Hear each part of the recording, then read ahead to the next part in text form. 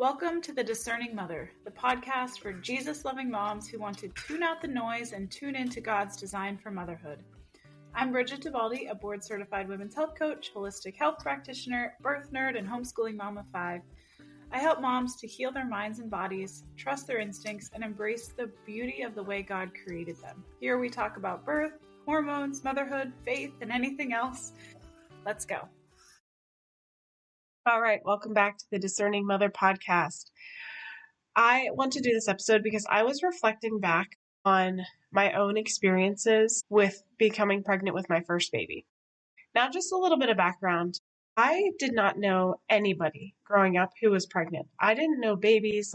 I don't think I held a baby until I was 10 years old or something like that. And that was only one time whenever my neighbor was, after she came home from the hospital, and there was all of a sudden a baby there. So I had zero experience, literally none whatsoever at all.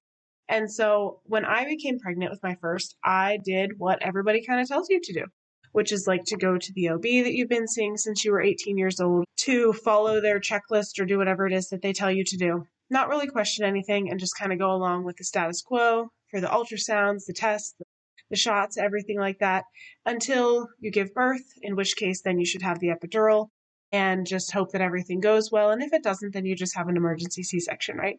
And so my experience didn't go exactly like that in terms of birth, and you can listen to those in previous episodes. But as far as prenatal care, it was very status quo. And this episode is for you if you are somebody who either is a first-time mom, or even if you are not a first-time mom, but you really want something to change this time around. And so I went from having 3 very medicalized births to having very unmedicalized home births. And I'm not saying that you have to make this switch. Obviously, do whatever you feel comfortable with. But I'm telling you this information because this information was so hard for me to find, especially in my community. I had no clue where to reach out for this information. And so therefore, whenever I did, it was like crickets until I finally tapped into how to find the information that I needed in my community. And so I'm going to speak to this if you're a first-time mom, or even if, again, you're kind of maybe wanting something a little bit out of the medicalized world. And so right now, you just found out you're pregnant for the first time, right? And first of all, congratulations. So exciting. Yay, babies. I remember that's one of the funniest things that this one woman that I know, she said, it doesn't matter the situation. It doesn't matter anything. If somebody tells you that you're pregnant, all that you say is congratulations, yay, babies. And everything else will fall into place after that. And so that's literally my go-to now. Anytime I hear it, it's just yay, babies, because it's so true. Yay, babies. Okay, so that's what I say first. Second, take a deep breath. Before you do anything else, before you start Googling, before you call the OB, before you post, before you tell anyone, I really want you to just pause and protect this moment that you're in. Because the world is going to try to rush you into decisions. It's going to hand you a checklist. It's going to hand you a calendar, a bunch of appointments, a bunch of things that you have to take, a bunch of food that you can't eat, a bunch of drinks that you can't have. But again, this pregnancy, this baby inside of you, it's not medical, right? It's spiritual. God gave you this baby. And yes, it was done through biological practices, but he allowed it to come into play. And thank you, Lord, for this baby. Okay. And so today I really want to walk you through exactly what to do when you find out you're pregnant. And again, I've been through this 5 times. I've made lots of mistakes. I wish I could do things differently sometimes, but I cannot. And so there it is what it is. And I really want you to know that this advice that I'm going to give you is just simply that. It is advice. You can take it, you can leave it, you can use it as you will, but it's going to be very practical and maybe potentially bold depending on the background that you're coming from. Okay. And so after this episode, you're going to know how to take care of your body, your baby, and your peace from right then and there, the day that you find out that you have that positive test. Okay. So the first part is to start with God and to stop Googling, okay? And I know it's really hard, but the very first step is to just stop and pray. This is the moment where your motherhood is beginning. Or even if you are a mother, this is the moment where your motherhood of this child is beginning. So I want you to ask the Lord, literally pause this and ask him, what do you want to teach me in this season? How do you want to use this baby to shape me into the mother you had in mind? Because everything is going to flow from that, right? Like everything stems from God. And so therefore we want to bring everything back to him. Once you've prayed, then you can make plans, because that's whenever you're going to have the peace of what his plan is for you. Okay. You're going to make peace or plans from a place of peace, not panic. All right. The second huge thing to know is that even if you have zero education on what birth looks like, whether that be a medicalized birth, a physiological birth, whatever it is, if you have no clue, it's not a big deal. We'll get there. You still have 9 months to figure it out. Right now, your body knows what to do. That's the message that you need to hear, that your body knows exactly what to do from the moment that your baby was conceived all the way through until you finish nursing your baby. Your body knows exactly what to do. And even beyond nursing baby, right? Like as long as your nervous system is in check, like you're going to know what to do. So right now though, you don't have to control everything. Your biggest priority right now with your little baby, who might only be 4, 5, 6, 7, 8 weeks, what your job is right now is nourishing yourself so that the baby can be nourished. So you need to eat protein, fiber as well, but mostly protein. And you might be like, Brigid, how do I eat protein if I'm so sick? Well, you eat it when you're not feeling sick, because that's going to help keep you from feeling sick. And if you're already feeling sick all the time, start slow. Eat half of a cheese stick, then work up to a full cheese stick, and then work up to something else. I'm not saying that you have to jump right in and start eating a steak right away. Like start small, okay? So every single meal, every single snack has to have protein in it. You want to aim for, I forget the exact guidelines. I think it's like 0.3 grams per pound of body weight or something like that, just to like survive, not even to grow a baby and go about your daily life. So I like to say like around a gram per pound of your body weight.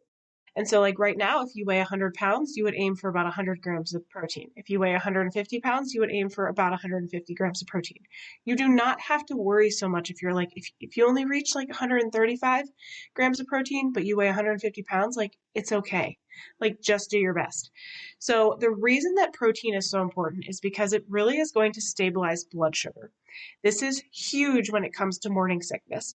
I'm not necessarily going to get into why all of that is. I think I might have done a podcast or I've done something on that. Oh, I remember. I actually told this to a nurse practitioner that I was chatting with, and she was like blown away because she had no idea that there was a nutritional component to this, right? And so it was so crazy. But basically, let me just actually sum it up here. When dietary protein is insufficient, the liver cannot synthesize adequate albumin. Okay? Albumin is going, if you don't have adequate albumin, this is going to lead to leaky capillaries. It's also going to lead to edema, which is swelling. It's going to lead to rising blood pressure, right? And so again, by increasing that protein, especially if you can get it from animal sources, because that provides complete amino acid support and also iron support, the body is going to be able to restore normal osmotic pressure, it's going to improve detoxification, reduce inflammatory markers. Even it's going to enhance placental perfusion by maintaining adequate blood flow. So there's so many good reasons why protein. In addition to just simply supporting your baby's development as well. Another huge one is hydrating with minerals. So a lot of our water supply is pretty awful, pretty terrible. And so if you are just drinking straight tap water, you're likely not getting the minerals and the vitamins that you're actually needing, or the minerals that you're actually needing. So it doesn't have to be like you go out and buy all these fancy electrolytes. If you want to, go for it, but you don't have to. You can make it really simply at your house with like a little bit of sea salt, a little bit of Himalayan salt, whatever you have on hand, a little bit of like cream of tartar, just little things like that, even coconut water or electrolytes, whatever. Like just drink. Okay. Drink mineralized water. So if you have a reverse osmosis in your house, you're probably going to want to remineralize that water, or at the very minimum, drink electrolytes every once in a while. Okay. And again, in that early time right now, you're going to rest like it's your job because, again, you are not being lazy if your body is saying, I am so tired. All it is that you are literally building a human being. And so, yes, that takes a lot of work. And so therefore, if you're really tired, there's a reason for that. And you need to listen to that to the extent that you're able to. Okay. All right. And so also, when you go in to talk to an OB or anything like that, you are going to immediately be told, like, you need to get on a prenatal. Yes, and this is so important. But the issue is that a lot of OBs or even midwives don't talk to you about the type of prenatal that you're taking, okay? Because not all prenatals are created equal. Do not just like run on down to Walmart and just grab a prenatal. Don't just like head on over to Costco and grab a prenatal. Yes, it's going to help in some capacity. Is it going to give you all of the nutrients that you need? Potentially not, especially if you have the MTHFR gene. And if you're not familiar with that, there's so much information online right now about it. I don't know about you, but every time I see it, I just think like mother effer. And that's terrible. And I'm sorry that this is like a Christian podcast, but I just have to say that because I'm like, I can't be the only one who sees that. Okay, so it's the MTHFR gene. And what happens is that if you have that gene, and there's actually, I forget the exact number, but a lot of people actually do have that gene that's turned on. And so if you have that gene, you are not going to be able to process folic acid properly. You're not going to be able to methylate it properly. And so if you cannot do that, it essentially doesn't do anything in your body. The reason that that is an issue is because your baby needs folate, which, again, if you're able to methylate folic acid, it's okay. If you're not, then your baby is not getting the folate that it needs. And that is super, super important, especially in the early weeks, in order to produce that central nervous system. Okay. So again, so, so important. You can get all of the nutrients that you need, though, in your diet. Like, amazing. God created us so well that we can eat really well and we can get those nutrients. The prenatal is just this extra support or like safety net, if you will. The midwifery training that I went through, they actually suggested that like maybe we don't take prenatals. Maybe some women don't need prenatals, and maybe that's potentially why we have nausea. Or maybe that's why we throw up after taking prenatals, because our bodies and our babies are wise and say, like, we don't need this. This might be too much this might be an overload. So just food for thought.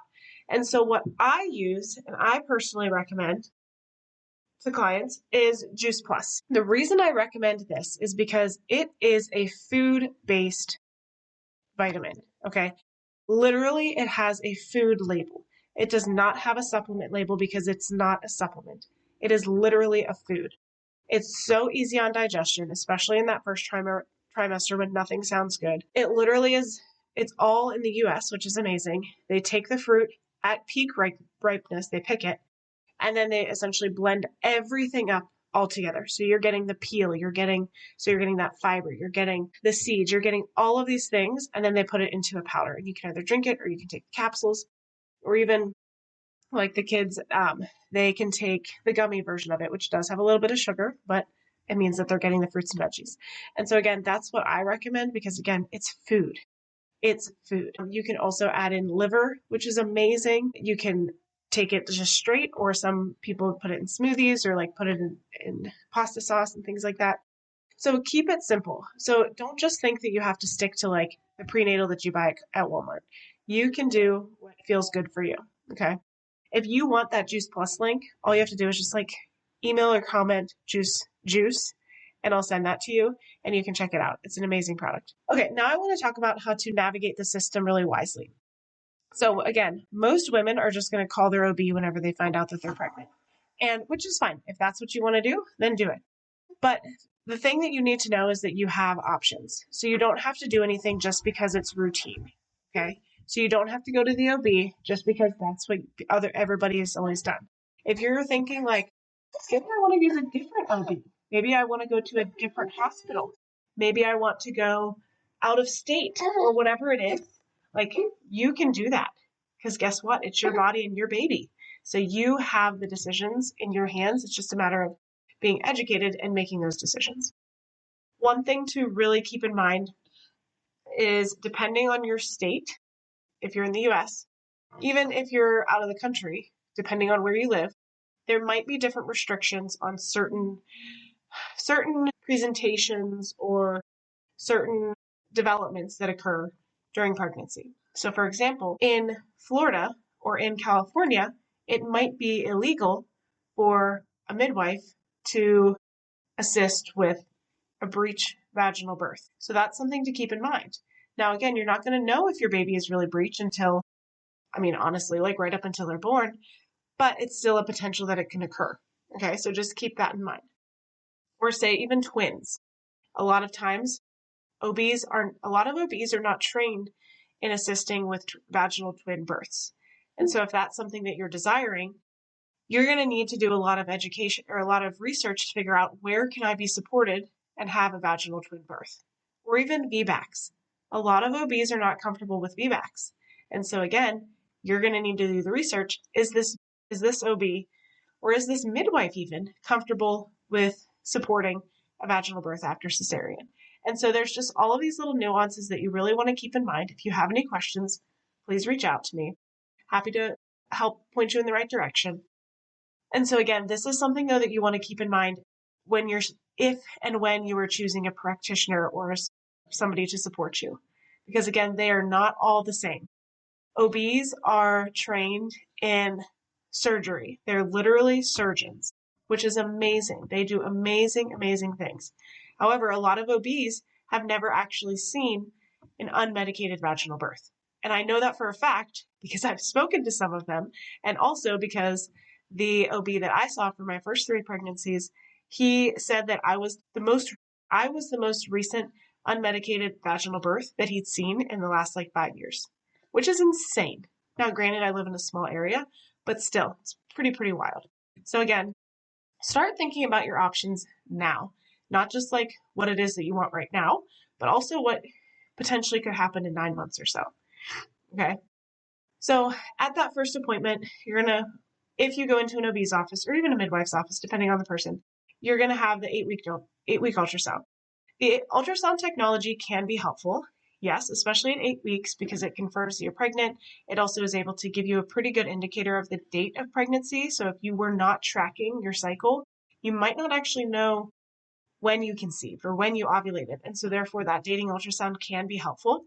But a lot of times ultrasound technology can be used too often and too early. And this isn't just me saying this is studied, right? There's actually an MFM, maternal fetal medicine doctor, who said that she actually doesn't like using ultrasound that much because it is shown to be it can potentially be harmful. Okay. And so my take is that if you are confident in your dates and you're feeling well, you can absolutely decline that early ultrasound. Or you can wait until later in pregnancy to have an ultrasound, maybe at that 20-week anatomy scan, or you can not have an ultrasound at all. It's totally up to you. You are the one, again, making those decisions. You don't have to do anything just because it's, quote, standard. If you're unsure of your dates, or if you have specific concerns, if you just want that peace of mind, then pray about it, and then you can accept it if you've been given informed consent. So again, the point is that you get to choose. So I do want to give you a little story. With my first baby, I was relatively small from a fitness standpoint. I was very, very fit. And so when I became pregnant with her, everything was going totally fine. I get to about probably 30-ish weeks, 32 weeks. And my bump starts measuring a few weeks behind. And it's measuring a few weeks behind pretty consistently. And so around 32 weeks, my doctor had me come in every single week for an ultrasound. And I just thought it was great. I get to see the baby. Everything's good. I had no idea at the time there were potential downsides to that, whether that be from an ultrasound perspective in terms of the baby being exposed to ultrasound. I didn't know that it was a potential that they could think that she was IUGR or small for gestational age. I didn't know any of those things. And so that's one thing to know is that, yes, the ultrasounds are fun because you get to see the baby and everything like that, but keep that in mind. Again, by the grace of God, everything turned out to be fine. She was born at 7.5 pounds, everything was good, but still make sure that you are getting that informed consent before you choose to accept, decline anything at all. All right, back to the practitioner a little bit. Don't just look for credentials, okay? You really, really want to look for alignment. So ask questions do they believe that birth is normal and safe? Do they treat me as a partner or as a patient? Do they believe that physiological birth is possible? That's what I mean by safe. Do they feel that they can take their time with their patients during appointments? Or is it going to be like a quick 2-minute appointment in and out, right? If you are feeling dismissed, rushed, small, like that's not your practitioner that you want to work with. You want to keep looking until you find somebody who actually is going to listen to you and respect your choices. That's huge. I've worked with so many women who actually do move practitioners once we start working together because they see how they should actually be treated and they're not being treated that way. And then they go on and have beautiful births because they found somebody who was actually in alignment with them. Okay, so the next thing you want to do is you want to build peaceful foundation. So what do I mean by this? Well, your pregnancy, especially your first pregnancy, sets the tone for everything. So you need to remember that your body is good. It's not broken. That you are not a fragile person. That you are so strong. That you're not this like ticking time bomb who's just like ready to go off, right? Like you are a beautiful woman who is designed by God to bring life into this world, okay? It doesn't matter if you're 5 foot tall and your husband is 7 foot tall. It doesn't matter if you're one race and he's a different race. It doesn't matter. God created you guys to be able to bring life into the world. And the more that you align your lifestyle with that design, the better you're going to feel. Okay? And the reason that I say that your first pregnancy sets the tone for everything is because it is so true that so many women go into that first C-section thinking that it's an emergency, not having full informed consent. And then they just believe that like, oh, thank God that I had that C-section because it saved my baby, which is potentially it could have, yes, for sure. And then they go on to be told you should only have 1 or 2 more babies because that C-section scar could rupture and you might have to have a hysterectomy, right? And so that is information that is not given to the woman before they actually go in for that C-section, that first C-section. Not even just the potential hysterectomy. It's that they don't even know that where that C-section scar is, it can have a little pocket. That little pocket can have blood pool in it during menstruation. That can lead to inflammation. So if you already are having endometriosis symptoms, that can lead to even more symptoms, right? And so that can lead to more inflammation. That can lead to more issues. So there's so much around your first birth that you might not even realize affects you.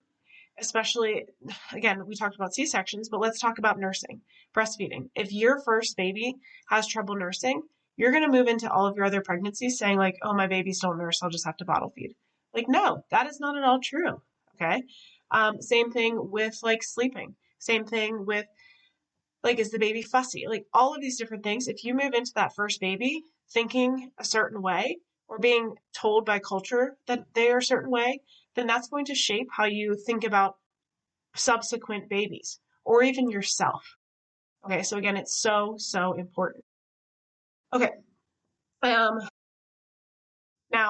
let's chat just like a quick overview. You just found out you're pregnant. What do you do now? First off, again, get enough protein, get some healthy fats. Your hormones depend on it. Your baby's growth depends on it. If you're craving a stick of butter, literally eat a stick of butter. Like if you're craving pickles, don't eat pickles, but eat something else, like something that has protein in it. Any craving that you have, especially if it's like sugar, salt, anything like that, is usually an indicator that you don't have enough protein or enough fat. So just keep that in mind too. When in doubt, just, I don't even know, go eat a cheese stick or a stick of butter or something like that. If you're dairy intolerant, it gets a little bit trickier, but you can always have like the chia seeds or the nuts or anything like that you could use as well. Go outside every single day, especially first thing in the morning. Sunlight helps with energy, mood, and sleep. And I know, ironically, if you're watching this, then you can see it's like evening time right now. That's because I took the kids to the zoo literally all day. So I was outside literally all day. So my eyeballs got to see lots and lots of sun. And as soon as I'm done with this, even though it's only 7 o'clock, I'm going to go to bed because sun's down. That means I go to bed too. And so this next one is huge. It's okay to say no to being stressed. It's okay to say no to people. It's okay to say yes to being slow right now. It's okay to say yes to being shut up in your house if you need to. Like you can say no, you can say yes. Like you can use your words. Start practicing now. Say yes, say no, because you're going to have to start saying it a lot, especially in birth. If you're going to go the hospital route, and especially in motherhood. Okay, so start getting used to it now.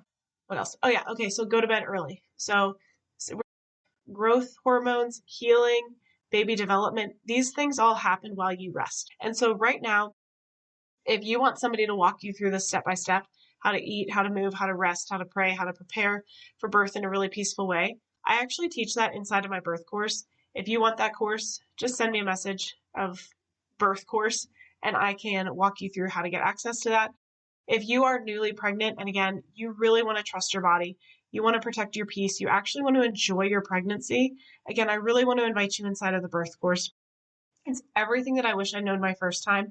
We talk about the faith, we talk about science, we talk about practical tools to prepare for that calm, confident, natural birth. Literally, I have taken what I learned in midwifery school and I put it into this course. So yes, it might be a little bit higher level than you potentially might need, but I've had so many women who walk through it and say that they love that it had that level of detail. All right, so again, you can just email me or comment birth course and I'll walk you through how to join. And so before you do anything else today, remember, take a deep breath. Thank God for this new life. And just remember, like, this is a privilege to be able to carry this baby. And I actually just had something else pop into my head, so I want to make sure I share it. Don't share due dates with people, okay? Especially the first one. I know it's so enticing to say, like, I am due October, right? No, don't do that, because as soon as October 13th rolls around or gets close to rolling around, everybody's going to start messaging you. Is the baby here? Oh, the baby's a week late. Is everything okay? Oh, the baby's 2 weeks late. Oh my goodness, they're allowing you to do that. Don't tell people dates. Just say, I'm due in the fall. I'm due early fall. I'm due late fall. I'm due in October. Say something like that, okay? Trust me on this. I waited until baby number 4 to do that, and I wish I had started earlier. Okay, and so back on track, like, you were made for this. You don't have to do birth and pregnancy the world's way, okay? And so I'm here to help you do it your way, God's holy way for you, the way that honors your body, honors your baby, and honors the one who really designed it all. And so until next time, just know that God's got this. He's in control of everything. And again, if you're ready to take that next step, comment birth course or email me, and I'd love to see you inside the course. If you need anything in the meantime, just make sure you follow me and send me a message on Instagram, and I'll see you next time.